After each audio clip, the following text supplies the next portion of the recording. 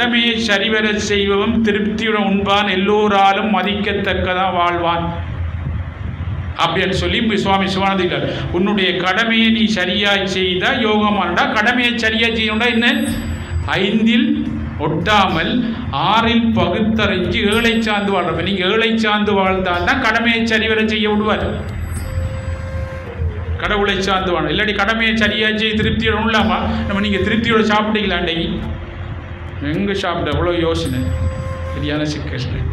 சாப்பிட்டீங்களா? நித்திரோண்டிங்களா? கொள்ளையில கடன் கஷ்டப்பட்டு தான் நிறுத்தணும்.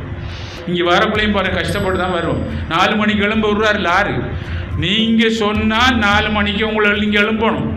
நீங்கள் சொல்ல பாரு 4 மணிக்கு எழும்பணும் கொண்டு பார்த்தோன்னே உங்களை விடுறாரு லாரு.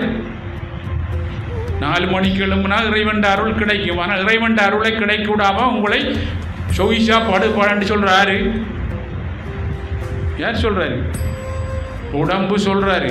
உடம்பு ஆற இயக்குறது 5 பொறிகளை மனம். அப்போ மனம் ஆறு நம்ம வேலைக்காரன். நம்ம பாரு கைப்பொம்மையாக இருக்கிறோம் வேலைக்காரன். நீங்கள் படிக்கிறீங்க, உங்களை பாஸ் பண்ண விடுறாருல்ல. ஏன் நீங்கள் படிக்க நீங்கள் பாஸ் பண்ணணும். ஏன் என்ன செய்து? மனம் உங்களை கட்டுப்பாட்டில் வச்சிருக்காரு.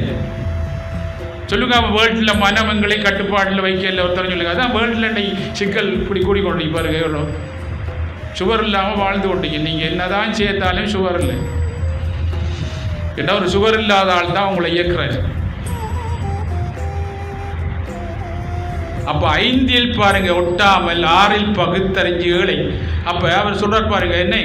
கடமையை சரிவர செய்வதும் திருப்தியுடன் உண்பான் எல்லோராலும் மதிக்கத்தக்க வாழ்வான். கிருஷ்ண பரமாத்மா இன்னொன்று சொல்றார் பாருங்க, கடமையை சரியா செய்யும் போது யோகமா மாறும். எப்படி? சக்தியா மாறும். இப்போ நீங்க கடமையை சரியா செய்தா பாருங்க என்ன சக்தியா மாறிடும். இப்போ தியானம் பண்ணி பாருங்க, ஒரு அருள் உங்களுக்கு கிடைச்சி சரியா செய்தா